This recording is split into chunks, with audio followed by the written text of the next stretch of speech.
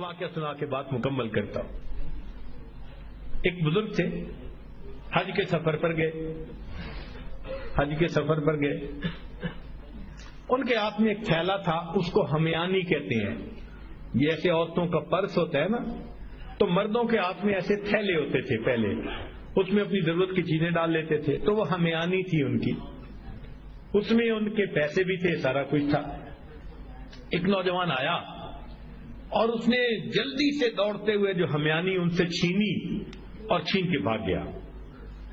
اب وہ بزرگ بڑے حیران کہ کوئی نوجوان میرے پیسے ہمیانی سب کچھ چھین کے بھاگ گیا. تھوڑی دیر انہوں نے دیکھا, پھر اپنے گھر کی طرف چل پڑے. اللہ کی شان کہ جس نے ہمیانی چھینی تھی نا, یہ تھوڑی دور آگے گیا تو اچانک جو اس کے کیفیت ہوئی تو اس کی آنکھوں کی بینائی چلی گئی. کئی دفعہ ہوتا ہے نا, بیٹھا ہوا آدمی اٹھے تو آنکھوں میں اندھیرا آ جاتا ہے, تو اس کی بھی ایسی حالت ہوئی کہ اس کی آنکھوں میں اندھیرا, بینائی چلی گئی. لو جی, اس نوجوان نے تو رونا شروع کر دیا. لوگوں نے پوچھا کیوں روتے ہو؟ کہنے لگا کہ میں نے ایک بندے کا تھیلا چھینا, پیسے چھینے, مجھے لگتا ہے اس نے بد دعا کی, اللہ نے میری بینائی چھین لی. ان کا بھئی وہ بندے وہ کہاں ہے؟ کہنے لگا فلاں حجام کی دکان کے قریب. انہوں نے کہا ہم تمہیں لے جاتے ہیں اور ہم وہاں اعلان کرتے ہیں, اگر وہ وہاں ہوں بڑے میاں تو وہ تمہیں معاف کر دے. چنانچہ وہ اس نوجوان کو لے کر وہاں حجام کی دکان کے پاس آئے. حجام سے پوچھا بھئی ایسا بوڑھا آدمی جو تھیلا لے کے گزرتا تھا, اس نے کہا دن میں 5 مرتبہ نماز کے لیے آتے جاتے ہیں, وہ اگلی نماز کے لیے پھر یہیں سے گزریں گے, تم انتظار کرو. سب انتظار میں بیٹھ گئے. اتنے میں وہ بڑے میاں بھی آ گئے. تو جب اس بندے کو بتایا کہ بھئی وہ بڑے میاں آ گئے, لوگوں نے بھی کہا معاف کر دیں, نوجوان نے بھی کہا پلیز مجھے معاف کر دیں. وہ کہنے لگے میں نے تو اسی وقت ہی معاف کر دیا تھا. بھئی معاف کر دیں. وہ بزرگ کہنے لگے میں نے تو اسی وقت معاف کر دیا تھا. وہ کہیں جی یہ آپ کے سارے پیسے لے کے بھاگ گیا اور آپ کہتے ہیں میں نے اسی وقت معاف کر دیا تھا.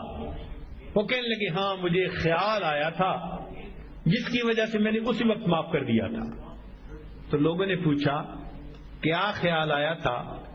تو وہ بڑے میاں کہنے لگے کہ جب یہ میرا تھیلا لے کے بھاگ گیا تو میرے ذہن میں خیال آیا قیامت کا دن ہوگا اور میں اگر اللہ کے سامنے مقدمہ پیش کروں گا تو اس بندے سے حساب لیا جائے گا, اور جتنی دیر میرے اور اس کے مقدمے کے فیصلے ہونے میں لگے گی, آقا صلی اللہ علیہ وسلم نے فرمایا میں امت کا حساب مکمل ہونے سے پہلے جنت میں نہیں جاؤں گا.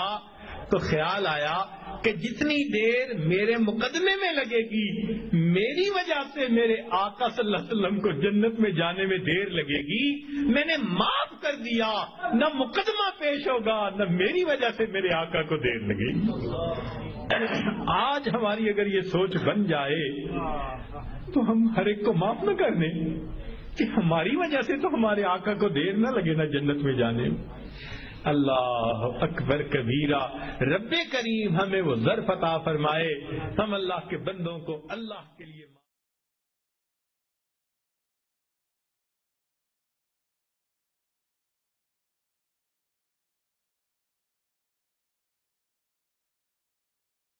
سبحان اللہ. ایک واقعہ سنا کے بات مکمل کرتا ہوں.